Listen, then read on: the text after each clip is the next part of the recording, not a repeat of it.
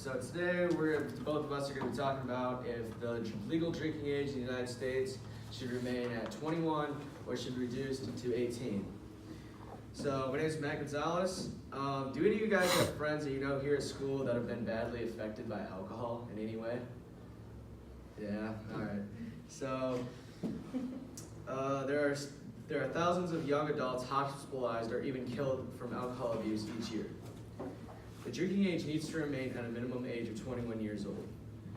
So I'm going to have three main points. Those three main points are that if you lower the age, it will increase in driving fatalities while impaired, early addiction, and an increase in mental disabilities and emotional problems. And my counter arguments are going to be, obviously you're a legal adult at age 18, so you should be able to drink if you want, and underage people will still be able to get alcohol in some way. The first point I will be discussing is the amount of driving fatalities that would increase if drinking age was moved to 18 years of age. The increase of driving fatalities while under the influence in the 1970s, the drinking age was lowered to 18 in many states regarding the Vietnam War.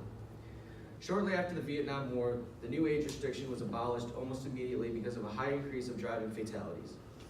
Christopher Carpenter stated, in the 7 years after increase of the drinking age, there was a substantial reduction in deaths from 18 to 20-year-olds due to nighttime motor vehicle accidents. That's from a journal article, The Minimum Legal Drinking Age in Public Health.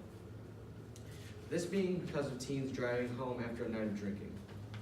Christopher Carpenter and Carlos Dobkin created a chart showing all the deaths from the different age groups between 15 to 17-year-olds, 18 to 20-year-olds, and 21 to 24-year-olds.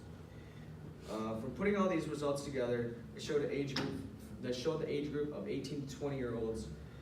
There was a 15% more deaths from car accidents. And that's from the minimum legal drinking age in public health as well. Another large problem lowered the drinking age would be because it would increase alcohol addiction in adolescents.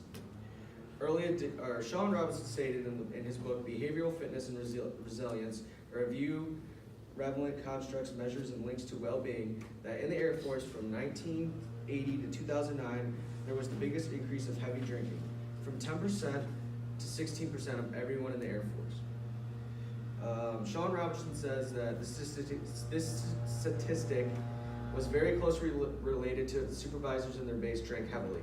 Considering that almost 50% of the U.S. population of 18 to 19-year-olds at some point enroll into post-secondary school, you can see that by lowering the drinking age would make it so if supervisors at these post-secondary schools were able to drink, that there would be a tone set for others, even if they had not consumed alcohol previously. The frontal lobe is part of the brain that helps you make decisions. It is the center of knowledge that tells yourself if something is morally right or wrong. This part of the brain is not fully developed in a human until the mid-20s. If a teen at this age of 18 and decides to start drinking, it would be something that they don't actually want to do, but in their head, they think it is okay. This is also another way that young adults could possibly gain addiction early on in life. Lastly, I would like to touch on how drinking earlier on in life can cause more mental illness and emotional issues, including suicide and homicide. According to Richard A. Garcia, an epidemiologist at Washington University School of Medicine in St. Louis, more than 200,000 suicides and 130,000 homicides among people who turned 18 between 1967 and 1989, the years during which the legal drinking age was lowered. This is why the National Minimum Drinking Act was passed in 1984 to make it so the national drinking age in the U.S. is 21 years of age. Based on the research that Garcia and his team made, making the legal drinking age prevents over 600 homicides and 600 suicides each year in the United States. So a lot of people would want to point out other reasons to lower the drinking age back to 18. The first thing I'd like to touch on is being an adult at 18 in the U.S. so you can vote, join the service, do all those things. Yes, while you are considered an adult in the United States at 18 years old, like I previously mentioned, most 18-year-olds do not have the full capability of making their own correct health decisions. The next thing is going to be minors can still get alcohol at some point. They can have other people buy it for them or get it from their parents or whatever. I'm sure all of you know here who's someone here who underage drinks, but the laws are broken every day and not everything can be stopped. A great reason why the age restriction should remain at 21 is because it keeps alcohol out of the high schools. If the age was put back down to 18, all the seniors would end up buying alcohol for younger friends and drinking in school. This would lead to them getting in a lot of trouble and possibly court issues. For the reasons being stated, increase in fatalities while driving, early addiction, and increase in mental illness, lowering the drinking age would only cause problems and should remain at a minimum of 21 years of age.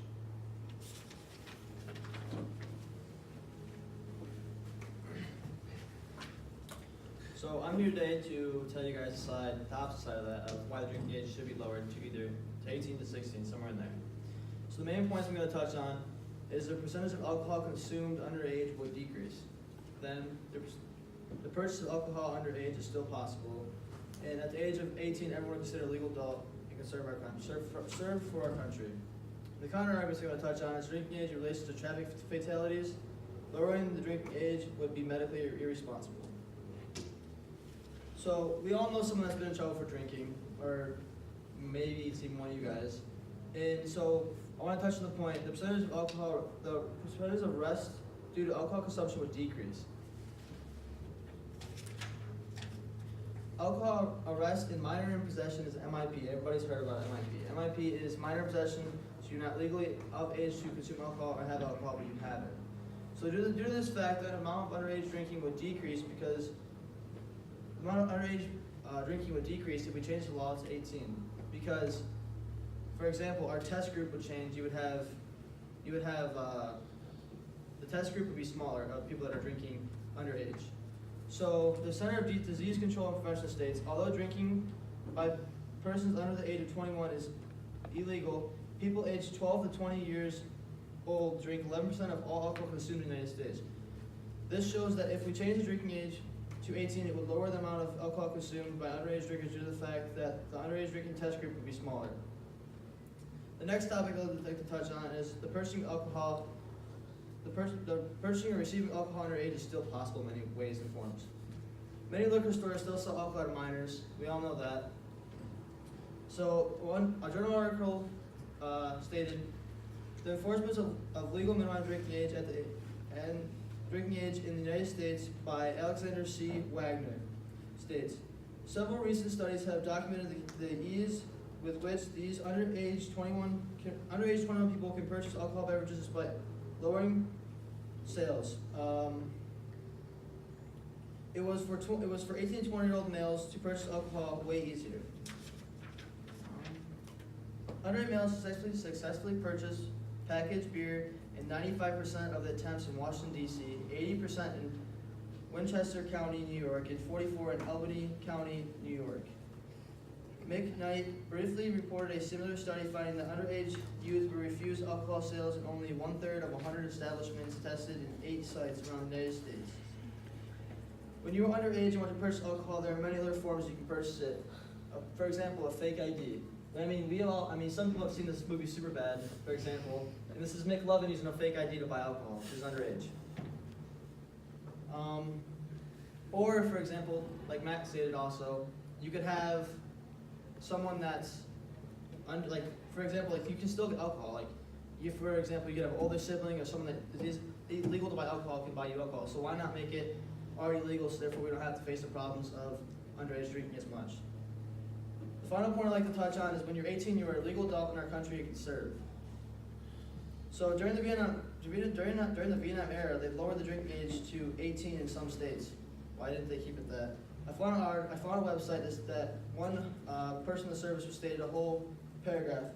For the research I found, the National Youth Rights Association states, if you're old enough to fight and die for your country, you're old enough to have a beer. This argument successfully lowered the drinking age in most states during the Vietnam era. However, these arguments were not enough to stop the drinking age from rising to 21 in the 1980s.